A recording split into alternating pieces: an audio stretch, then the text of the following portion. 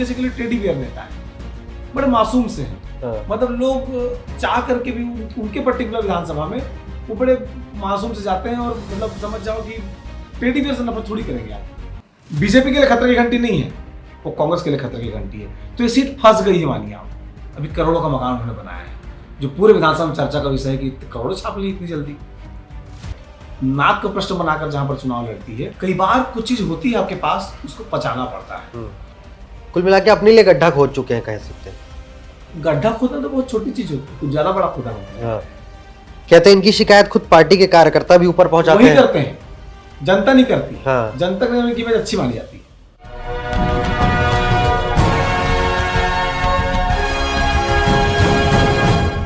छत्तीसगढ़ में चुनावी साल है और हर नेता टेंशन में है, जीतूंगा कि हारूंगा। उससे बड़ी टेंशन है टिकट मिलेगी या नहीं मिलेगी। मगर इन सब के बीच सवाल यह है कि आपके पसंदीदा नेता या आपके क्षेत्र के नेता को टिकट मिल रही नहीं। ये सवाल आपके मन में भी है, मेरे मन में भी है। इसी को लेकर के हम आज नेतागिरी के इस एपिसोड में चर्चा करेंगे। अलग अलग संभागों की बात करेंगे, मगर उससे पहले सबसे पहले जिस संभाग की बात करेंगे, हाई प्रोफाइल सीट्स जहां से आती है, वीवीआईपी जिला जिसे कहा जाता है, पूरे दुर्ग संभाग की बात करेंगे। हमारे साथ देवेश तिवारी जी हैं, सीनियर जर्नलिस्ट हैं, 1.5 दशक से ज़्यादा का समय हो चुका है पत्रकारिता में। छत्तीसगढ़ में जो पॉलिटिकल नफ्स है उसे अच्छे से जानते हैं, किस जिले में किस तरीके का समीकरण बैठता है, चाहे निचले स्तर से हो या जातिगत राजनीति हो, हर चीज़ को इन्होंने बारीकी से समझा है। उनसे जानेंगे कि किस तरीके से छत्तीसगढ़ का चुनाव इस बार होगा। देवेश जी, बहुत बहुत स्वागत है आपका। नमस्कार। अलग अलग चीज़ें हैं, कांग्रेस है, भाजपा, दोनों आमने सामने हैं इस बार। भाजपा भी कोई कसर नहीं छोड़ रही है, प्रोपेगेंडा बनाना हो या परसेप्शन बनाना हो। इन सब के बीच सबसे महत्वपूर्ण सीट जो पहली लिस्ट आती है उसमें पाटन का जिक्र होता है, जिससे साफ हो जाता है कि इस बार सबसे ज़्यादा फोकस दुर्ग में दिया जा रहा है। मगर छत्तीसगढ़ के पूरे समीकरण को देखें तो एक सीट ऐसी है जो सबसे ज़्यादा चर्चा का विषय बनी हुई है, जहाँ से कैंडिडेट भी ऐसे हैं जो चर्चा का विषय बने हुए हैं। सीट है कवर्धा। कवर्धा सहित इसलिए भी चर्चा में है क्योंकि पिछली बार जब कांग्रेस की प्रचंड लहर चली, उस दौर में जिस छत्तीसगढ़ में हम जातिवाद की बात करते हैं और भारतीय जनता पार्टी हिंदूवाद को यहाँ पर लाने की जो कोशिश कर रही है, इन दोनों परिप्रेक्ष्य में अगर देखा जाए तो सबसे बड़ी लीड की जीत पिछले चुनाव में कवर्धा थी। सांप्रदायिक उन्माद फैलाने वाली स्थिति, सांप्रदायिक माहौल बिगड़ने की स्थिति भी अगर कहीं हुई है तो कवर्धा में हुई है। पूरे प्रदेश में एकमात्र जो मुस्लिम विधायक हैं, जो मंत्री हैं राज्य सरकार में, जिनकी चलती है, सरकार में जो दखल रखते हैं, वो मोहम्मद अकबर है, इसलिए वो चर्चा का केंद्र है। लेकिन एक बात नहीं भूलना होगा आपको कि जितने हल्के में कवर्धा को लिया जा रहा है, कवर्धा उतना हल्का है नहीं। इसके पहले भी उसी सीट पर जब साईं बाबा का विवाद चल रहा था तो धर्म संसद आयोजित की गई थी। उस समय भी वहां पर भगवा ध्वज बड़े ऊंचाई के साथ लहराया गया था। इसके बाद भी वहां पर मुस्लिम कैंडिडेट ने सबसे बड़ी जीत दर्ज की थी। तो कवर्धा केवल जिस शहर में आप ये गोल एक मोटरसाइकिल में चक्कर मार ले रहे हैं, कवर्धा उतना भर नहीं है। कवर्धा देहात में है, कवर्धा गांव में है, कवर्धा जंगलों के बीच आदिवासियों के पास है। बैगा आदिवासी वहां पर यह तय करते हैं कि कौन जीतेगा हारेगा। तो इस बीच में माइक्रो मैनेजमेंट, जनता की पसंद, ये दोनों चीजें मैटर करती हैं। अगर कांग्रेस मोहम्मद अकबर को फिर से टिकट देती है, हालांकि सबसे ज़्यादा मार्जिन से जीतने वाले कैंडिडेट है, कांग्रेस ज़रूर दांव लगाएगी, भले कुछ भी कहे। बीजेपी से कौन हो सकता है? बीजेपी ने उस सीट पर, आपको याद होगा कि जब आंदोलन हुआ वहां पर, जो झंडा विवाद हुआ था, हाँ। उसके बाद विजय शर्मा एक हिंदू चेहरा बनकर वहां से उभरे थे। और उभरने के पीछे जो वो आगे आए तो उसमें पार्टी का तुमको भले लॉस हुआ होगा, क्योंकि आपको याद होगा 3-4 नेता मीटिंग कर रहे थे कि हम सब मिलकर गिरफ्तारी देंगे, विजय शर्मा अकेले चले गिरफ्तारी देने। तो वो एक नेता बनकर उभरे वहां से, पार्टी ने उनको हाथों हाथ लिया, महामंत्री बने। और इस समय उस सीट पर मजबूत दावेदारी विजय शर्मा रखते हैं। बोलने चालने में अच्छे हैं, लोगों के बीच उनके व्यवहार अच्छा है। लेकिन इन सबके बाद भी मैं हमेशा इस बात को जोर देता हूं कि चुनाव केवल भावनाओं से नहीं जीता जाता है। चुनाव में माइक्रो मैनेजमेंट भी काम करता है, और मैनेजमेंट के माहिर हैं मोहम्मद अकबर। मोहम्मद अकबर पिछला चुनाव भी जीते हैं तो केवल पार्टी के लहर में नहीं जीते। मोहम्मद अकबर ये जानते हैं कि किस गली में किस आदमी को किस काम पर लगाना है तो वोट मिलेगा। लेकिन इसमें भी खतरा इस बार है। विजय शर्मा हिंदू के वोट के आधार पर तो प्लस दिखते हैं, मोहम्मद अकबर दिखते हैं कि भाई उनको मैनेजमेंट आता है, मंत्री हैं, धन धान्य तमाम चीज़ों से इस बार संपन्न होकर के लैस होकर के चुनाव मैदान में जाने वाले हैं, जो कि बड़ा मैटर करता है चुनाव में। लेकिन इस बार आम आदमी पार्टी से खड्गराज सिंह चुनाव लड़ रहे हैं। खड्गराज सिंह खुद आदिवासी राजा हैं और जिस क्षेत्र से वो आते हैं उस लोहारा क्षेत्र से, उस क्षेत्र में ट्राइबल वोट अधिक है, जो कि परंपरागत कांग्रेस के वोट माने जाते हैं। तो जहां जहां आप गई है वहां वहां उन्होंने पहला नुकसान तो कांग्रेस को किया है, क्योंकि बीजेपी का जो कट्टर वोट है वो तो उसके पास आता ही है। कई जगहों पर बीजेपी को भी नुकसान पहुंचाया है, ऐसा नहीं है। लेकिन यहां पर जो देखने को मिल रहा है कि खड्गराज सिंह का चुनाव लड़ना बीजेपी के लिए खतरे की घंटी नहीं है, वो कांग्रेस के लिए खतरे की घंटी है। तो ये सीट फंस गई है मानिए आप। अगर केवल मोहम्मद अकबर लड़ते और विजय शर्मा लड़ते तो कुछ हद तक बताना आसान होता कि कौन जीत रहा है, लेकिन खड्गराज सिंह के लड़ने से सीट फंसेगी और जीत का मार्जिन आप देख लीजिएगा। आज कह रहा हूं बहुत ज्यादा अंतर नहीं रहने वाला है। मतलब कुल मिला के आम आदमी पार्टी कांग्रेस को ज्यादा दंड देगी, साफ तौर पे कह रहे। जो कैंडिडेट हैं वो उस इलाके के राजा हैं, पहले भी चुनाव जीत चुके हैं। जब वो चुनाव जीते थे लोहारा से, उस समय सामने वाली दोनों पार्टियों की जमानत जब्त हो गई थी। तो आदमी कमजोर तो बिल्कुल नहीं खड्गराज सिंह, जिसको एकदम हल्के में लिया जाए। आम आदमी पार्टी ने उनको कैंडिडेट बनाया वहां से। विजय शर्मा का नाम सामने आ रहा है, लेकिन इन सबके बीच जिस तरह का मध्य प्रदेश में जो रणनीति खेली गई है, जो हो सकता है, इसमें कोई आश्चर्य नहीं होना चाहिए कि किसी को सांसद के लिए बैठा दिया जाए और सांसद को लोकल चुनाव लड़ा दिया जाए। नाम सरोज पांडे का आता है यहाँ पर कवर्धा में। कवर्धा सरोज पांडे को पार्टी नहीं भेजेगी, इसलिए क्योंकि सरोज पांडे की पहचान ओवरऑल छत्तीसगढ़ में देखें तो जो छत्तीसगढ़ क्रांति सेना तो उनको प्रदेशिया बताती है, ठीक है। लेकिन जब आप किसी को ऑलरेडी बाहर का बता रहे हैं, छत्तीसगढ़िया जो फीलिंग है उन लोगों के मन में, दुर्ग की जनता उनको अपना मानती है, तो जहां के लोग उनको अपना मानते हैं वहां वो टिकट न देकर के उनको किसी और सीट पे शिफ्ट करने की कोई आशा नहीं बनता, जबकि आपको वहां पर विनिंग कैंडिडेट या वहां पर लड़ने वाला कैंडिडेट पहले से। इसी से लगी हुई सीट है पंडरिया। पंडरिया जो सीट है वहां पे ममता चंद्राकर और तमाम बड़े नाम एक साथ आते हैं। चंद्रवंशी समाज जो है उसका भी एक अच्छा वोटिंग परसेंटेज है, मगर इस बार पंडरिया में देखा जाए तो बीजेपी की दखलंदाजी सबसे ज्यादा दिखाई दे रही है। बीजेपी अच्छे तरीके से वहां पे काम कर रही है। कवर्धा के मुद्दे को समझिए कि पंडरिया सीट, कुछ सीटें ऐसी होती है जहां की जनता आमतौर पर 1-5 साल में संतुष्ट हो ही जाती है। तो पूरे प्रदेश में एकमात्र सीट है पंडरिया। पंडरिया को मैं मिनी बिहार कहता हूं, क्योंकि राजनीतिक समझ अगर पूरे छत्तीसगढ़ में कहीं में सबसे ज्यादा है, कहीं के लोग राजनीति को सबसे बारीकी से और करीब से समझते हैं, तो वो मैदानी इलाकों में सबसे मजबूत जगह जो है वो पंडरिया है। पंडरिया का किसी गांव के किसी नौजवान से आप मिल लीजिए, और राजनीति के बारे में सब कुछ जानता रहता है, अपने अधिकारों के बारे में सक्रिय रहता है। कारण ये है कि जिस क्षेत्र का किसान समृद्ध होता है, लाइक आप वहाँ की खेती बाड़ी देखिए, लोग सोयाबीन उगाते हैं, लोग चना उगाते हैं, लोग गन्ना उगाते हैं। तो जो धान से अलग खेती करता है वो अलग सोचता भी है, उसका दिमाग अलग तरीके से चलता है। तो उसी पर ममता चंद्राकर सिटिंग एमएलए है। ममता चंद्राकर को भी जब टिकट मिली थी तो कांग्रेस की लहर में वो जीत कर आई थी। उनकी कोई अपनी खुद की जमीन कुछ वहाँ पर है नहीं, तो इसलिए इस बीच में जो 5 साल था उनका कार्यकाल बहुत अच्छा रहा। जनता वहाँ की ऐसे संतुष्ट होती है, कुछ इनके लेन देन के ऑडियो वगैरह वायरल हो गए उस इलाके में, तो उसके बाद जनता खासी नाराज चल रही थी। लेकिन बीजेपी में जिसका नाम सामने आ रहा है विश्वेश्वर पटेल का, वो आरएसएस से जुड़े हुए आदमी हैं, आरएसएस से जुड़े हुए हैं, पार्टी के प्रति निष्ठावान है, लेकिन जमीन पे पकड़ उनकी बहुत अच्छी नहीं है। पर बीजेपी से भावना बोहरा का भी नाम सामने आ रहा है। भावना बोहरा वहां पर मेहनत कर रही हैं, रमन सिंह के परिवार से भी जुड़ी हुई हैं, लेकिन टिकट किसको मिलता है? क्योंकि छत्तीसगढ़ में जातिवाद चले न चले, छत्तीसगढ़ के नेताओं के मन में जातिवाद चलता है और वो दिल्ली के मन में इसको भरने को कामयाब रहते हैं। पंडरिया में आपने किसानों का जिक्र किया, खेती किसानी का जिक्र किया। सरकार जो है खेती किसानी पे सबसे ज्यादा जोर देती है। पंडरिया ही ऐसा जगह है जहां पर सबसे ज्यादा किसान आंदोलन में लोग शामिल हुए थे। इसीलिए मैं कह रहा हूं कि पंडरिया क्षेत्र की जनता इतनी ज्यादा जागरूक है कि वो किसी भी अन्य जिलों की तुलना में ज्यादा बेहतर समझते हैं कि उनके लिए कौन बेटर हो सकता है। कांग्रेस से एक और नाम है नीलकंठ चंद्रवंशी। ये नाम कैसा लगता है? चंद्रवंशी वोट उस इलाके में काफी है, इसके पहले भी वहां चंद्रवंशी एमएलए रहे हैं। तो इस लिहाज से अगर देखा जाए तो अगर ममता चंद्राकर की टिकट काटने की स्थिति बनती है तो ये यहाँ के जिलाध्यक्ष रहे हैं कवर्धा के और उस इलाके में अपनी पैठ बनाई है, तो ये भी एक अच्छे कैंडिडेट कांग्रेस की ओर से हो सकते हैं अगर ममता की टिकट कटती है। लेकिन कांग्रेस की बीमारी है, सिटिंग एमएलए उनके लिए भगवान होता है। सिटिंग एमएलए कई बार दिक्कत भी दे देते हैं इसीलिए काम को लेकर। इसीलिए आप देखिएगा जब आपको सत्ता में वापसी करनी होती है, चुनाव मैदान में जाना पड़ता है, तो आपको निर्दयी कसाई की तरह टिकट काटनी होती है, जो काम बीजेपी बहुत बखूबी कर लेती है। अवसर कार्यकर्ता चूचा नहीं करता है। लेकिन एक कांग्रेस है, यहाँ पर टिकट काटते समय ये खतरा बना होता है कि इस 5 साल तक उसने उस क्षेत्र में विधायक ने काम किया है, भले ही सर्वे में वो हारता हुआ दिख रहा हो, लेकिन कई बार पार्टी मैनेज करने के लिए भी टिकट दे देती है। सिटिंग एमएलए से एक और बात याद आती है, बेमेतरा की साजा विधानसभा सीट रविंद्र चौबे की। ये वो जगह है जो सबसे ज़्यादा चर्चा में रही। जैसे कवर्धा की स्थिति थी, हिंदू मुस्लिम फैक्टर यहाँ भी हुआ, बेमेतरा भी लगी हुई सीट है, यहाँ पर भी हिंदू मुस्लिम फैक्टर सामने आता है। रविंद्र चौबे मंत्री भी हैं।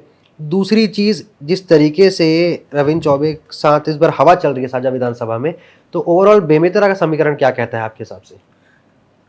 बेमेतरा में सबसे हॉट सीट है साजा। रविंद्र चौबे वहां से मेरे ख्याल से 9वीं बार चुनाव लड़ने जा रहे हैं। 7 बार के मेले वो रह चुके हैं। परंपरागत उनके परिवार की वो सीट है। और ये भी कहा जाता है कि हर चुनाव में ये कहते हैं कि इधर ही आखिरी मोर एक बाद तो तुमन लोधी मन देखिए सीट ले। इस तरह से लोधी समाज की बहुलता है वहाँ पर। साहू समाज के लोग भी काफ़ी संख्या में हैं। रविंद्र चौबे से पर्टिकुलर, रविंद्र चौबे लोगों की बात सुन लेते हैं, लोगों की बात को समझ लेते हैं, काम कराने की कोशिश भी करते हैं, और ना भी करा पाए तो अपने मुंह कितने बड़े जादूगर हैं कि वो गोल गोल रानी करके निकल जाते हैं। लेकिन इस बार क्या हुआ है कि उनके ब्लॉक अध्यक्ष संतोष वर्मा साजा में, साजा नगर अध्यक्ष मनोज जायसवाल हैं, उनके कार्यकर्ता लाला भूरू, इस टाइप के जो लोग हैं, इन लोगों ने उनकी छवि को डेंट करने में कोई कसर नहीं छोड़ी है। मैं जो बोल रहा हूँ मुझे किसी व्यक्ति का दुश्मनी नहीं है, लेकिन मैं जमीन की हकीकत बात बता रहा हूँ आपको कि इस तरह के जो लोग हैं उनके आसपास के इर्द गिर्द लोग, वो बीरनपुर केस को जिस तरीके से रविंद्र चौबे को हैंडल करना था वो हैंडल करने में नाकाम रहे हैं। यही वजह है कि उस सीट पर आज लोग ये बोलने की स्थिति में है कि अगर कोई मंत्री हारे ना हारे, रविंद्र चौबे हार रहे हैं। हालांकि वो जादूगर आदमी है, लास्ट मोमेंट में कुछ ना कुछ वो कर ले जाते हैं।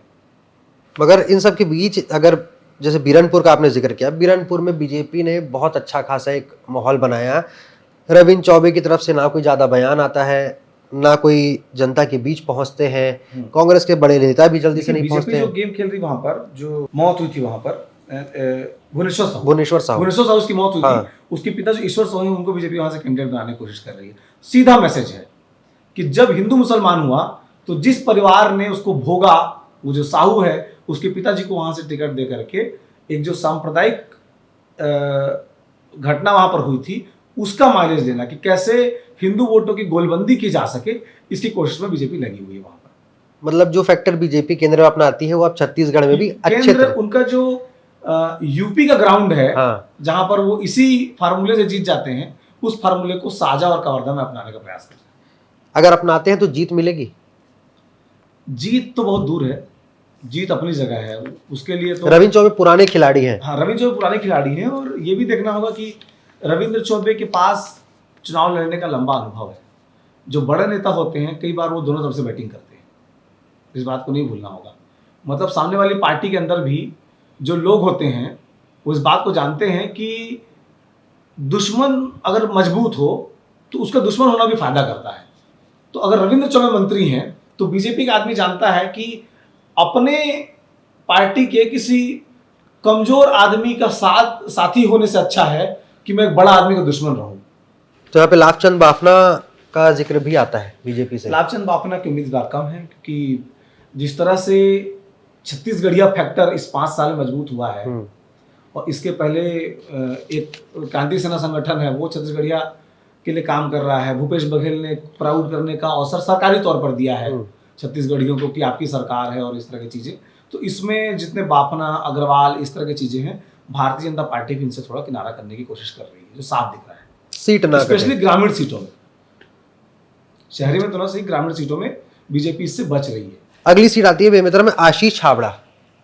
ये वो नाम है जो सबसे ज्यादा चर्चा में भी रहा है, युवा भी हैं। आशीष छाबड़ा की स्थिति इस बार अच्छी है। जो उनके बारे में कहा जाता है मृदभाषी हैं, जो भी उनके क्षेत्र में काम लेकर के आ रहे हैं उससे मुलाकात कर रहे हैं। एक बात जो मुझे पता लगी उस इलाके में, उस इलाके के गाँव में उन्होंने ठेकेदार तो रहे हैं, उनको पता है कि डेवलपमेंट का काम कैसे कराना है। और सबसे बड़ी बात, कहीं काम हो ना, वो पीडब्ल्यूडी मिनिस्टर के वो दत्तक पुत्र की तरह है। बेमेतरा में उनके बेटे की तरह माना जाता है तामदास साहू के उनको, तो उन्होंने काम अपने क्षेत्र में कराया है। तो इसलिए उनकी स्थिति बहुत कमजोर नहीं है। ये अलग बात है कि बीजेपी से राहुल टिकरिया वहाँ से प्रत्याशी बता रहे हैं, तो कुर्मी वोट है उनकी गोलबंदी करने की वहाँ पर कोशिश हो रही है। लेकिन जो आज की स्थिति है उसमें आशीष छाबड़ा अपर हैंड दिखाई पड़ते हैं। कोई आशीष छाबड़ा को अगर क्या सरकार की किसी योजना की बात करें इस क्षेत्र में, तो योजनाओं का लाभ मिल पाएगा इनको? क्योंकि बीजेपी लगातार बेमेतरा में, पूरे प्रदेश में देखो, कुछ योजना ऐसी है जो पूरे प्रदेश में एक साथ काम करेगी। लाइक सबसे बड़ा फैक्टर इस पूरे चुनाव में बहुत मजबूती के साथ नहीं इस बात कह रहा हूँ कि सबसे बड़ा फैक्टर कांग्रेस अगर जीतती है तो, बीजेपी अगर हारती है तो, बीजेपी के सामने सबसे बड़ा चैलेंज है जिसका काट नहीं मिल रहा है, वो है किसान को 2500 रुपए मिल रहा है, 2500 प्लस मिल रहा है, और कांग्रेस कह रही 2800 प्लस मिलेगा। इस एक चीज का कोई तोड़ नहीं है, क्योंकि छत्तीसगढ़ किसानों का राज्य है।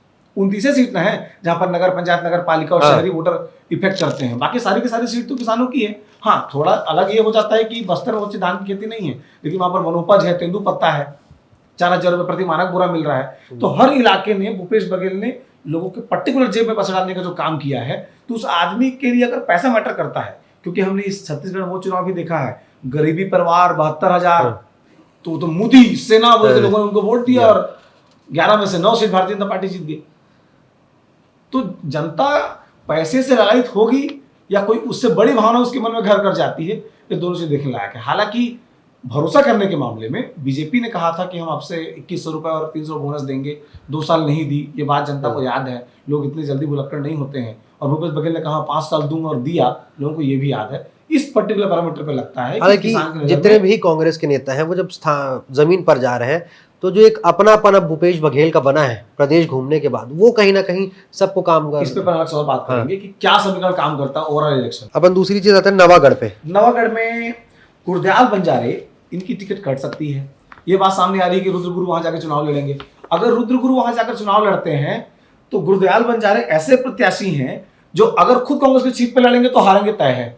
लेकिन अगर रुद्रगुरु वहां चुनाव लड़ते हैं तो निर्दलीय लड़ने के लिए ताल ठोक रहे हैं। तो कोई भी अगर सिटिंग में अगर निर्दलीय चुनाव लड़ता है तो उस पार्टी को नुकसान तो करता ही है। तो इस कंडीशन में कांग्रेस को यहाँ से नुकसान हो सकता है।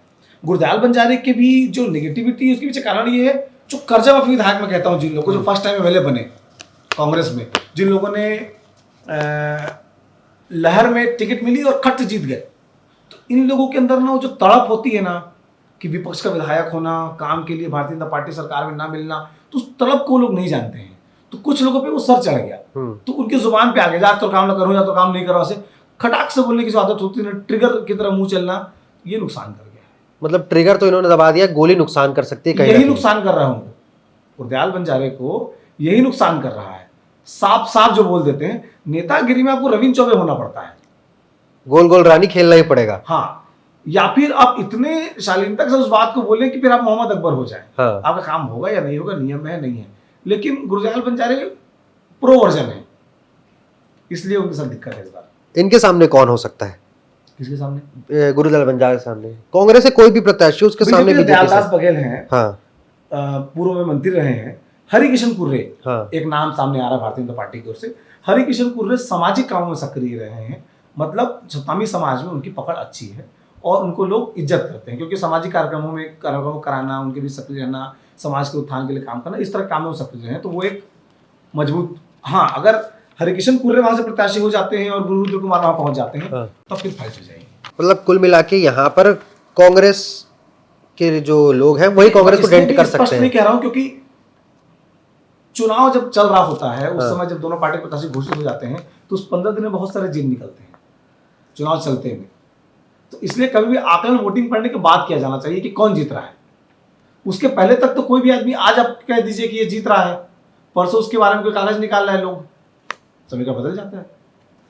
मतलब आखिरी के 15 दिन में एक नया खेल होता है। वो सीट जो अब सबसे ज्यादा महत्वपूर्ण है पूरे संभाग में, वो है राजनांदगांव। राजनांदगांव में बहुत ज्यादा चर्चा करने को नहीं है, नहीं। जो चीफ मिनिस्टर 15 साल रहे हों, जिस इलाके में एक एक आदमी को किसी न किसी माध्यम से उन्होंने पोषित किया हो, तो हमेशा अपर हैंड रहेंगे। वो अलग बात है कि हेमा देशमुख महिला कैंडिडेट है इस बार, बताया जैसा अभी तक लग रहा है, हाँ, उनको टिकट मिल सकती है हेमा देशमुख को, महापौर है। ये है कि जीत हार का अंतर कम हो सकता है, लेकिन शहरी वोट है। राजनांदगांव में जनरल कास्ट, बहुत उनके काम करने वाले लोग, बहुत सारी चीजें जो असर करती हैं, तो रमन सिंह हमेशा अपर हैंड ही दिखेंगे वहां से। तो रमन सिंह के साथ एक दिखती है चुनौती दिखती है कि जो मार्जिन है वो बहुत कम हो जाएगा, कह रहे हैं इस बार। हाँ, वो तो होगा ही। अगर मार्जिन कम हो जाएगा कह रहे हैं तो फिर वो हार भी सकते हैं। अगर मार्जिन कम होगा तो मार्जिन कम होने का मतलब हारना ही होता है। कभी आप ऐसे देखिए, अगर कोई आदमी 10,000 वोट से जीता है, मार्जिन कम हो जाएगा अगर कोई कहता है, तो उसका जो 5 निकला, हाँ, दूसरे के 5 में शामिल हो रहा है ना, तो मार्जिन लगभग बराबर आ जाता है उसके बाद। मतलब कुल मिला के 15 साल के सीएम कहीं ना कहीं अब संकट की स्थिति में दिख रहे हैं। संकट भी नहीं कह सकते हैं, क्योंकि रमन सिंह के बारे में उसकी सरकार को या उनकी नीतियों को आप गलत ठहरा सकते हैं। Raman Singh basically teddy bear नेता है, बड़े मासूम से हैं। हाँ। मतलब लोग चाह करके भी उनके पर्टिकुलर विधानसभा में वो बड़े मासूम से जाते हैं और मतलब समझ जाओ कि टेडी बियर से नफरत थोड़ी करेंगे आप। इस तरह की स्थिति उनके साथ है। हाथों हाथ ले लेती है जनता कई गुल बार। में बड़े प्यारे से उनके दिखना उनके सबसे बड़ा प्लस है मुझे लगता है। और काम भी कराया है, जब वो राजनांदगांव में रहे तो उस इलाके में उन्होंने काम भी कराया है। उनके काम की भले आलोचना हो, स्विमिंग पूल बना दे, जमीन के नीचे पानी ना हो, कोई फर्क नहीं पड़ता। एस्ट्रो टर्फ बनाए और सड़ जाए उससे भी कोई फर्क नहीं पड़ता, लेकिन बताने के लिए कि भाई वो काम तो मैंने तो बनाया था, मैं तो बनाया था। ओवर भी नीचे ऊपर करते रहे हैं राजनांदगांव में, तो वो सब उन्होंने कराया तो है। डोंगरगढ़, यहाँ पर भुवनेश्वर बघेल पहली बार के मिले भुवनेश्वर बघेल। बीजेपी यहाँ से राजेश श्यामकर का नाम यहाँ से आया है। हाँ। और जिला पंचायत के अध्यक्ष रहे हैं, महाराज जाति से आते हैं। ये सीट जो है फाइट में फंसेगी, क्योंकि बीजेपी भी इस सीट पे काफ़ी मेहनत कर रही है डोंगरगढ़ में। और भुवनेश्वर बघेल की स्थिति भी कोई बहुत खराब है ऐसी नहीं है, उन्होंने भी अपनी सीट पर अच्छी खासी मेहनत की है, लेकिन हाई प्रोफाइल सीट उतनी नहीं है। उसके साथ खैरागढ़, ये वो सीट है जिसे कांग्रेस ने फिर से जीता था। खैरागढ़ में विक्रांत सिंह को टिकट मिली है। विक्रांत सिंह उस इलाके में यूथ के बीच अपनी अच्छी पकड़ रखते हैं। बहुत आश्चर्य नहीं होना चाहिए आपको कि एक तरफा चुनाव विक्रांत सिंह जीत सकते हैं वहां से। मैं इसलिए नहीं कह रहा हूं कि विक्रांत सिंह यूथ हैं, या उसके पहले उन्होंने कई बार अपने आप को साबित किया है। रमन सिंह का भांचा होने के कारण उनको लॉस होता आया है कि वो टिकट उनको नहीं मिलती थी, क्योंकि रमन सिंह की पहले प्रायोरिटी में अपने पुत्र हुआ करते थे, भांचा नहीं होते थे। अब कई बार ऐसा होता है ना कि बड़े आदमी का करीबी होना को नुकसान कर जाता है। बरगद के छाए में दूब उगती नहीं है। जब रमन सिंह का एक छत्र राज भारतीय जनता पार्टी से किनारे गया, अमित शाह वगैरह का नंबर आया, तब प्रतिभा को या शौर्य को सम्मान जो हम कहते हैं, इस तरह से टिकट इस बार विक्रांत सिंह को मिली। यशोदा वर्मा जो है वहां से, यशोदा वर्मा जीत के तो आ गई है, लेकिन कैसे जीती है वो जनता जानती है। पूरी सरकार, पूरी कैबिनेट नाक का प्रश्न बनाकर जहां पर चुनाव लड़ती है, उपचुनाव में वो समीकरण अलग होता है और ये समीकरण अलग है। हालांकि धरातल की बात करें तो धरातल में यशोदा वर्मा के साथ जनता का रिश्ता कुछ ठीक नहीं लगता है, कहते हैं। तो शुरुआती दौर है उनको कितना ही समय मिला आजमाने के लिए, जो ये बात बहुत जल्दबाजी होगी।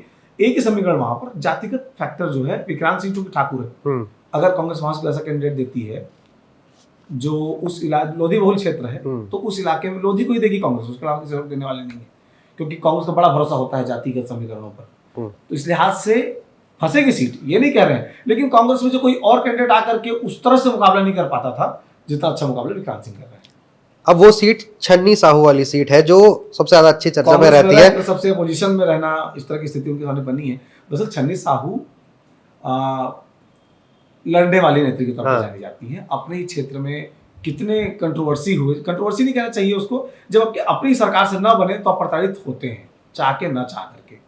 तो कभी आपको मंगलसूत्र दे देना पड़े अपने कार्यकर्ता का ट्रैक्टर छुड़वाने के लिए, कभी आपको स्कूटी से आना पड़े सिक्योरिटी छोड़ करके, कभी आपको पति को पुलिस प्रताड़ित करने लग जाए। तो इस तरह की स्थिति बहुत उन्होंने झेला है। लेकिन इन सब चीज़ों से अगर किसी को लगता है कि जनता में छवि खराब हो रही, तो नहीं, जनता की छवि मजबूत होती है कि यार हमर बल लड़ा थे, अपने सरकार ने लड़ा थे। आपको याद होगा देवजी भाई पटेल ऐसे करके चुनाव जीत जाते थे, अपनी सरकार पे सवाल खड़े करते थे लेकिन जीतते थे। तो ऐसे लोगों की इमेज जनता के बीच हमेशा अच्छी होती है। ऐसे में बीजेपी साहू जो है जिला पंचायत की अध्यक्ष है रही है वहां से, और गीता काशी साहू इस समय बीजेपी ने उनके नाम की घोषणा कर दी है। तो छन्नी के लिए राह बहुत आसान ऐसा नहीं है, मुकाबला होगा, महिला वर्सेस महिला ही होने जा रहा है, मुकाबला मजबूत रहेगा यहाँ पर। लास्ट सीट इस जगह की मोहला मानपुर, इंदर शाह मंडावी, इनकी स्थिति बहुत अच्छी इस बार नहीं है। ये वाला मामला है रेती गिट्टी, मुंह से नहीं बोलूंगा, रेती गिट्टी से बहुत प्रेम रहा है इनको इस बार। तो उस क्षेत्र की जनता ने इस बात को देखा है, इंदर शाह मंडावी के कामकाज को।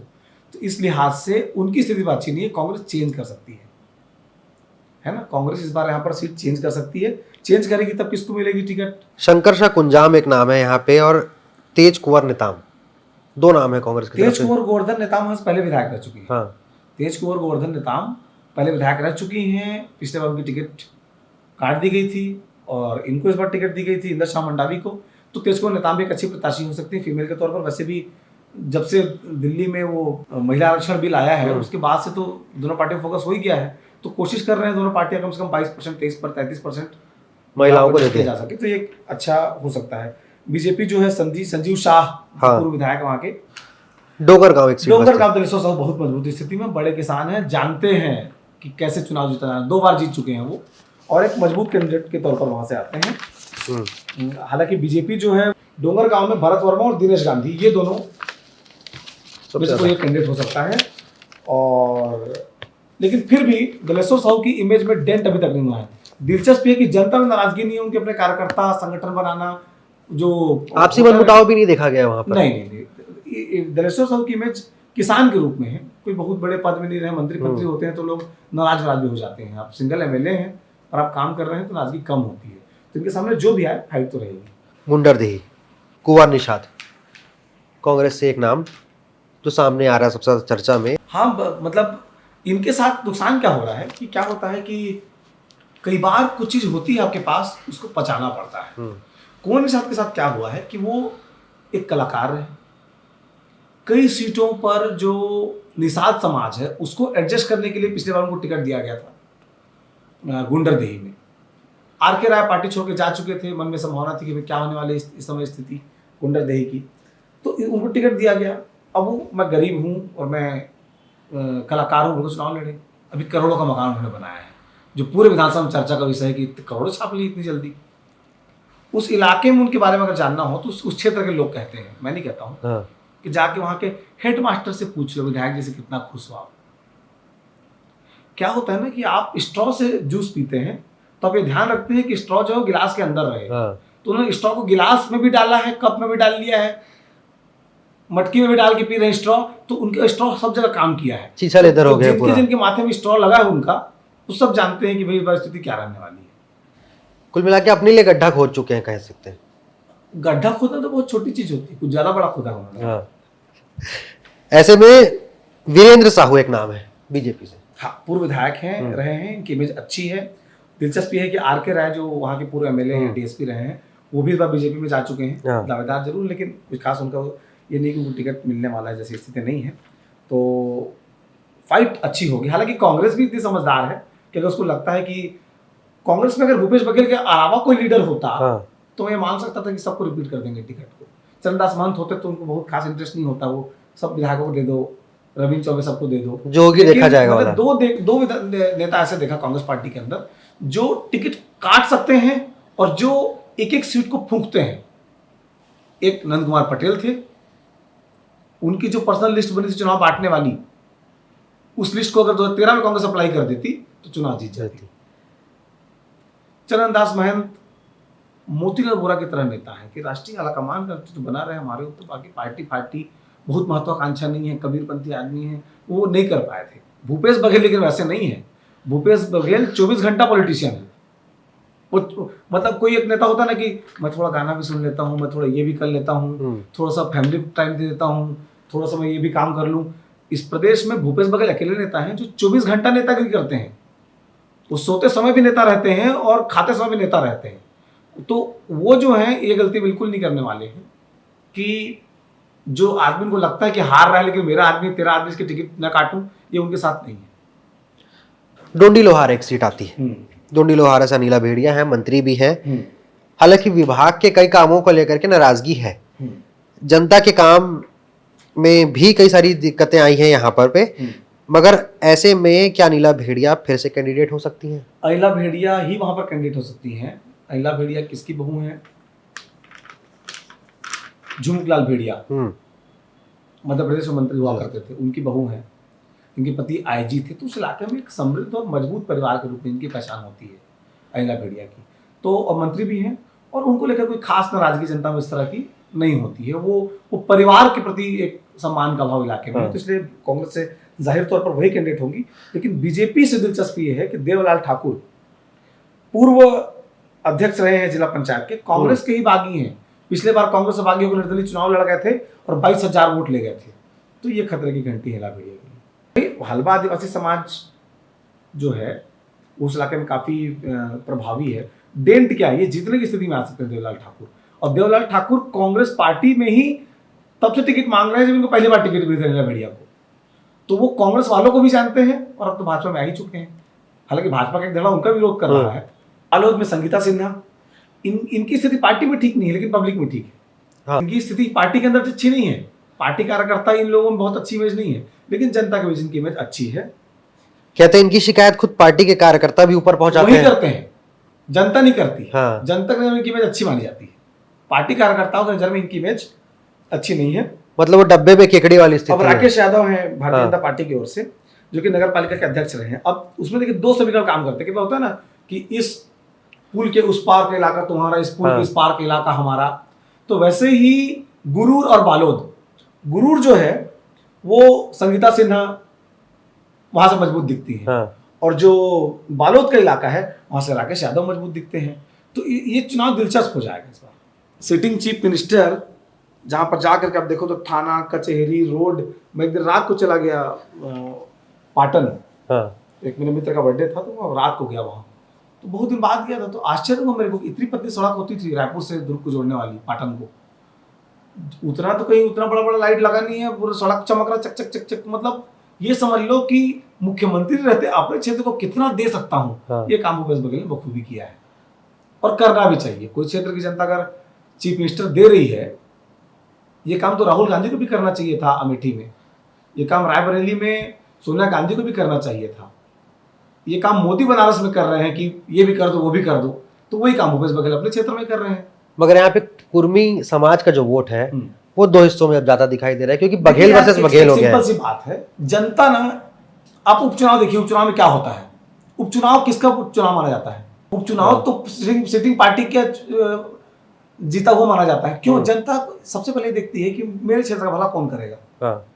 तो एक आदमी जिसकी पार्टी में सीएम कैंडिडेट घोषित नहीं है, जिसमें 5-6 लोग जो है कोई भी सीएम हो सकता है, उसको वोट देगी कि सिटिंग चीफ मिनिस्टर है तुम्हारे सीट से उसको वोट देगी? जी, चीफ मिनिस्टर को चुनना सबसे आसान तरीका होगा उनके लिए।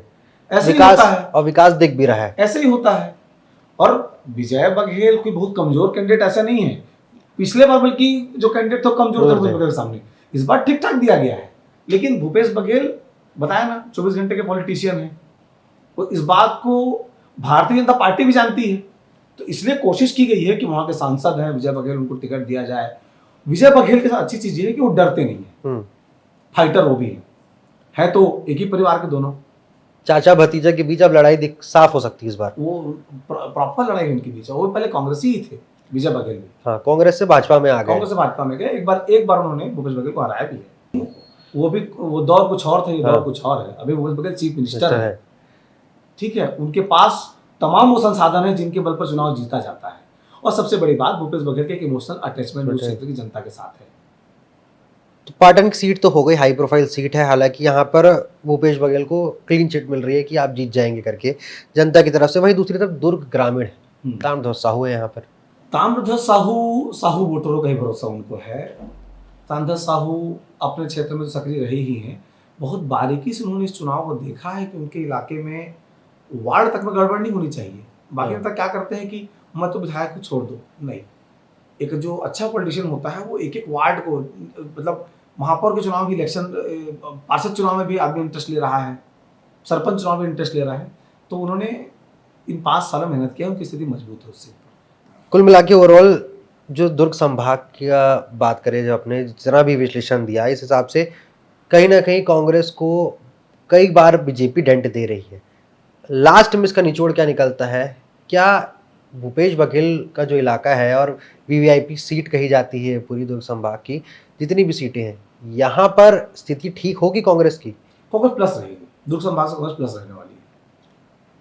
कांग्रेस के लिए खतरे घंटे बिलासपुर संभाग की चर्चा बाद में करेंगे, अगली बार फिर नया। फिर जब किसी दूसरे संभाग को लेकर बैठेंगे तो उसकी चर्चा में तब तक लिस्ट भी आ जाएगी। मैं तो चाहता हूँ लिस्ट आ जाता कि अच्छा बुरा सबका पता लग सके। और मैं एक बात जो दर्शक उनसे और कह रहा हूँ, यार हम लोग कोई बहुत जानकार आदमी नहीं है, मतलब हम लोग जो बोलते हैं ब्रह्म सत्य होगा ये नहीं है। मतलब अगर आप लोगों को लगता है कि हमारी किसी बात से आप असहमत हैं और आप किसी नेता के प्रबल समर्थक हैं, उसके बारे में जो मेरी जानकारी है वो शायद गलत भी हो सकती है, तो आप बहुत लोकतांत्रिक ढंग से कमेंट बॉक्स में नीचे आकर के मुझे फैंसी गालियां दे सकते हैं। गालियों का असर नहीं होता है हमारे ऊपर। जो हमको लगता है, जो हमारी जानकारी, हमने वही बताया, हमने जो बोला वही ब्रह्म वाक्य है, आप उसको मान लीजिए। ऐसा मत करिएगा। भगवान ने जितने ग्राम की बुद्धि मुझे दी है, उतने ग्राम की बुद्धि आपको भी दी है। आपने विवेक से निर्णय लीजिएगा। अगले हाँ। संभाग के साथ बैठेंगे तो फिर नई चीजों के साथ आएंगे, बताएंगे। हम्म। स्नेहित और हम बैठते रहेंगे बीच बीच में। बीजेपी की लिस्ट तो आ ही जाएगी, कांग्रेस की लिस्ट आने में अभी समय है। देखते हैं क्या कुछ होता है, चुनाव है, किस तरीके से विश्लेषण निकलता है, और अगली बार देवेश जी क्या कुछ बताते हैं नया, वो भी देखेंगे। अगर आपने इस चैनल को अब तक सब्सक्राइब नहीं किया है तो सब्सक्राइब कर लीजिए। अगर आपको अपडेट जल्दी से जल्दी चाहिए तो घंटी बजा लीजिए। और अगर आपको लगता है कि हमारे कही हुई कोई पर्टिकुलर बात सहमति असहमति, दोनों का कमेंट बॉक्स में स्वागत है, और अपने दोस्तों के साथ वीडियो शेयर जरूर करिएगा। जोहार।